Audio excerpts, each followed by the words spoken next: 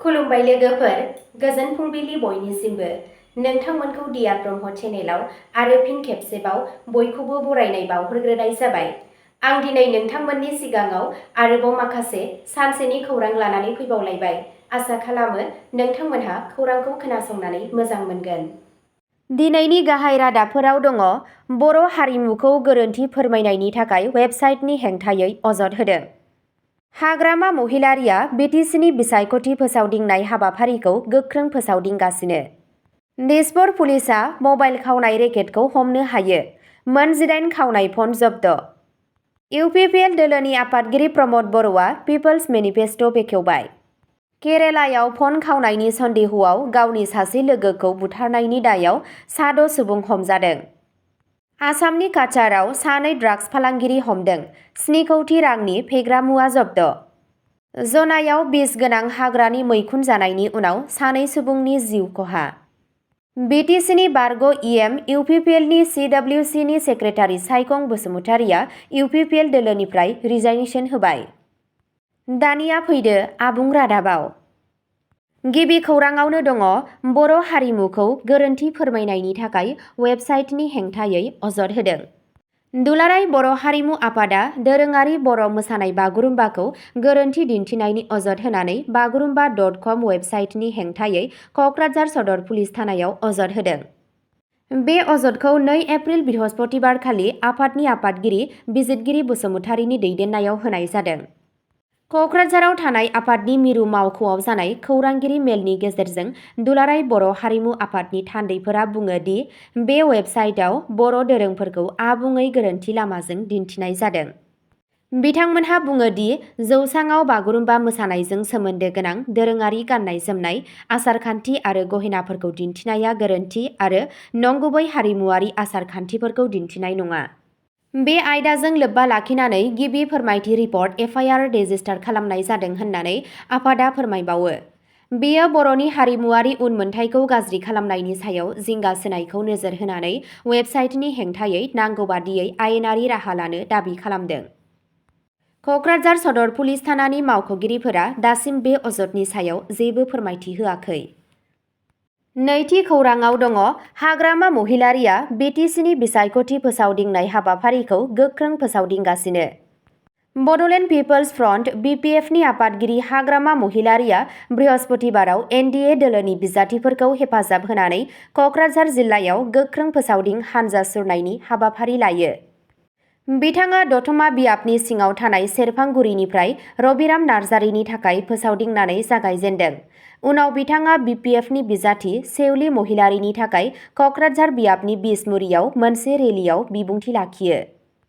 महिलारिया NDAनि बिजाथि रुपम रैखौ हेफाजाब होनानै बावखुंग्रि बियाबनि सिङाव थानाय बनरगावआवबो मोनसे हानजा सुरदों। गासैबो हाबाफारियाव गोबां सुबुंफोरा बाहागो लादोंमोन। फैबाय थानाय बिसायख'थियाव BTR ओनसोलनि गोनांथिखौ नोजोर होनानै बिथाङा 100निबो बांसिन मासि आवग्रिनानै फैगौ सोरखार दागोन होनना फोथायनाय फोरमायदों। थामथि खौराङाव दङ दिसपुर पुलिसआ मबाइल खावनाय रेकेटखौ हमनो हायो। खानापारायाव मोन 18 खावनाय फनजों लोगोसे सासे हमजादों। मोनसे गिदिर सिग्रोमनायाव दिसपुर पुलिसआ खानापारायाव मबाइल खावनाय रेकेटखौ हमनो हायो आरो सासे दायनिगिरिखौ खायो। मोनसे अपारेशननि समाव पुलिसआ बिथांनि गारिनि हमनायनि उनाव दायनिगिरि सन्जीब सिंह मुंनि सुबुंखौ हमनाय जायो। बिनि आखाइनिफ्राय गासै मोन 18 खावनाय मबाइल फनफोर बोखांनो हादों। पुलिसआ सन्देह खालामदों दि बियो गासै ओनसोलाव मबाइल फनफोरखौ खावनाय आरो आयेन बेरेखायै फालांगि खालामनाय मोनसे गिदिर नेटवर्कनि बाहागो। गिबि नायबिजिरनायाव मिथिनो मोननाय जादों दि फनफोरखौ गुबुन गुबुन जायगानिफ्राय खावनाय जादों आरो बे रेकेटनि गुबुन सोद्रोमाफोरखौ सिनायथिनो थाखाय आरोबाव नायबिजिरनाया सोलिगासिनो दं। बे अपारेशना दिसपुर पुलिसनि मबाइल खावनाय जाथायफोरखौ होबथानो आरो रायजो राजाफोरनि रैखाथिखौ थि खालामनो थाखाय सोलिबाय थानाय हाबाफारिनि मोनसे बाहागो।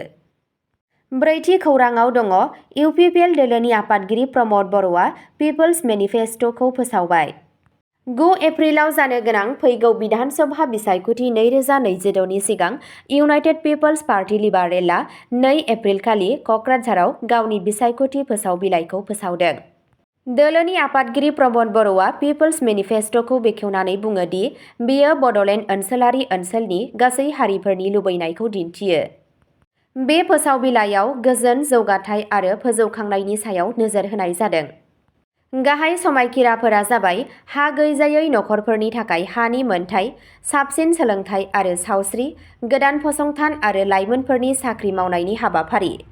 पार्टीआ आबादखौ जौगाहोनाय, बिथायारि सानज'थायखौ फोसाबनाय आरो इक' दावबायनायखौ बांहोनो सानथांखि खालामदों। इउपिपिएलआ गोख्रों देरहानायनि फोथायनाय फोरमायदों आरो भट होगिरिफोरखौ गोजोन आरो जौगा बिटिआरनि सिमांखौ हेफाजाब होनो खावलायो। बाथि खौराङाव दङ केरालायाव फन खावनायनि सन्देहआव गावनि सासे लोगोखौ बुथारनायनि दायाव आसामनि सा 6 सुबुंखौ हमदों। केरालानिफ्राय मोनसे सोमोनांथाव जाथाय सोराङाव फैदों, जेराव आसामनि सा 6 सुबुंफोरखौ गावनि लोगोखौ बुनानै बुथारनायनि दायाव हमनाय जादों। बे जाथाया पेरुम्बावुराव जादों, जेराव बोलि जानांनाय सुबुं, जाय प्लाइवुड फेक्टरियाव खामानि मावगासिनो दंमोन। पुलिसआ फोरमायनाय बादिब्ला दायनिगिरिया मबाइल फन आरो नोगोद रां खावनायनि सन्देह खालामदों। बे सन्देहनि उनाव हानजाया गाग्लोबजानाय सुबुंखौ लावथि आरो गुबुन मुवा बाहायनानै गाज्रियै गाग्लोबदों। बियो गोब्राबै जोखोम जादों आरो उनाव गाग्लोबनायनि जाहोनाव जिउ गोमायो। पुलिसआ गासै सा 6 दायनिगिरिफोरखौ खानानै बुथारनायनि केस रेजिस्टार खालामबाय। मावख'आरिफोरा बुङो दि थारैनो खावनाय जाथाया जादोंना जायाखै बेनि सायाव दासिमबो नायबिजिरगासिनो दं। बे जाथाया गावनि आंगो रायजोनि बायजोआव खामानि मावबोनाय गुबुन हादोरनिफ्राय फैनाय खामानि मावग्राफोरनि रैखाथिनि सायाव गोख्रों जिंगा सिखांनाय सोमजिहोदों। द'थि खौराङाव दङ आसामनि काछारआव सानै ड्राग्स फालांगिरि हमदों, 7 कौटि रांनि फेग्रा मुवा जब्द'। काछारनिफ्राय मोनसे गिदिर ड्राग्स बोखांनो हादों, जेराव रैखाथि हान्जाया 7 कौटि रांसो रांनि फेग्रा मुवा बोखांनो हादों। मोनसे जथाय अपारेशनाव आसाम राइफल्स आरो काछार पुलिसआ गोबां बिबांनि हेर'इन बोखांनो हायो आरो सानै सन्देह गोनां ड्राग्स फालांगिरिफोरखौ हमनो हायो। बे अपारेशनखौ थि संगालि खौरांनि सायाव बिथा खालामनानै खालामनाय जादोंमोन आरो हर गेजेराव सिग्रोमनाय समाव भासखान्डि खाथियाव दायनिगिरिफोरखौ हमनाय जादों। मावख'गिरिफोरा खारलांनाय नेटवर्कजों सोमोन्दो थानाय गंसे गारि आरो मबाइल फनफोरखौबो जब्द' खालामो। पुलिसआ फोरमायनाय बादिब्ला बे सिखाव फालांगिनि आन्दोआव थानाय ड्राग्सनि गिदिर नेटवर्कखौ संदाननो थाखाय आरोबाव नायबिजिरनाया सोलिगासिनो दं। बे सिग्रोमनाया ओनसोलाव फेग्रा मुवानि फालांगिखौ होबथानो थाखाय सोलिबाय थानाय नाजानायनि मोनसे बाहागो। 7थि खौराङाव दङ जनायाव बिस गोनां हाग्रानि मैखुन जानायनि उनाव सानै सुबुंनि जिउ खहा।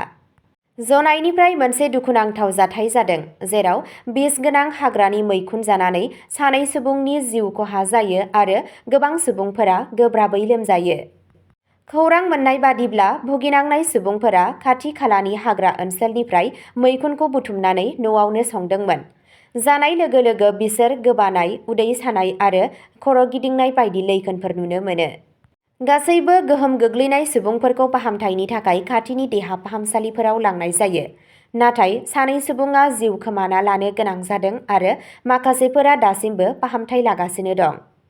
सावस्रि मावख'गिरिफोरा सुबुंफोरखौ सांग्रांथि होदों दि नांगौ रोखोम सिनायथि गैयालासे हाग्रानि मैखुनखौ जानो नाङा, मानोना माखासे रोखोमफोरा गोबां बिस गोनां आरो जिउनि थाखाय खैफोद गोनां जानो हागौ। बिबानगिरिफोरा गामियारिफोरखौ सांग्रां थानो आरो सिनायमोनै हाग्रा दिहुनथायफोरखौ जानायनिफ्राय गोजानाव थानो खावलायदों। 8थि खौराङाव दङ बिटिसिनि बारग' इएम इउपिपिएलनि सिडब्लिउसिनि सेक्रेटारि सायखं बसुमतारी एबा बि सावरायग्राया इउपिपिएल दोलोनिफ्राय रिजाइनेसन होबाय। बिसायख'थिनि सिगां मोनसे गिदिर राजखान्थियारि जाथाय सोमजिदों। इउनाइटेड पिपल्स पार्टी लिबारेलनि सिडब्लिउसि नेहाथारि सायखं बसुमतारीया थाबैनो गोहोम गोग्लैनायजों दोलोनिफ्राय बिबान एंगारबाय। 2 एप्रिल खालारनि गावनि बिबान एंगारनाय लाइजामाव बसुमतारीया बुङो दि हानजाखौ सिबिनो मोननाया मोनसे खाफाल गोनां आरो बिथांमोननि फोथायनायनि थाखाय दैदेनगिरिखौ साबायखर बावो। बिथाङा सिगां बिटिसिनि मावफुं सोद्रोमा महरै खामानि मावबोदोंमोन होनना बुंबावो। बिथाङा बिबान एंगारनायनि थाखाय गावारि आरो नखरारि जाहोनफोरखौ मख'नानै हानजाखौ बिथांनि बिबान एंगारनायखौ गनायना लानो खावलायो। बसुमतारी बिथाङा दोलोनि इयुननि दावगानाय आरो जाफुंसारनायनि थाखाय हामलायथि बावहरो। बे बिबान एंगारनाया फैबाय थानाय बिसायख'थिनि साननैसो सिगां मोनसे गोनांथार समाव फैदों। अब्ला दिनैनि खौराङा एसेनोसै। नोंथांमोनहा सानफ्रोमबो फुंबिलि समाव बेबादिनो गोदान खौरांनि आपडेट मोननो थाखाय चेनेलखौ साबस्क्राइब खालामनानै लादो आरो खौरांखौ खोनासंनानै मोजां मोनोब्ला अन्नानै लाइक, शेयार आरो कमेन्टबो खालामनानै होलांब्लानो जाबाय। गोजोन्थों।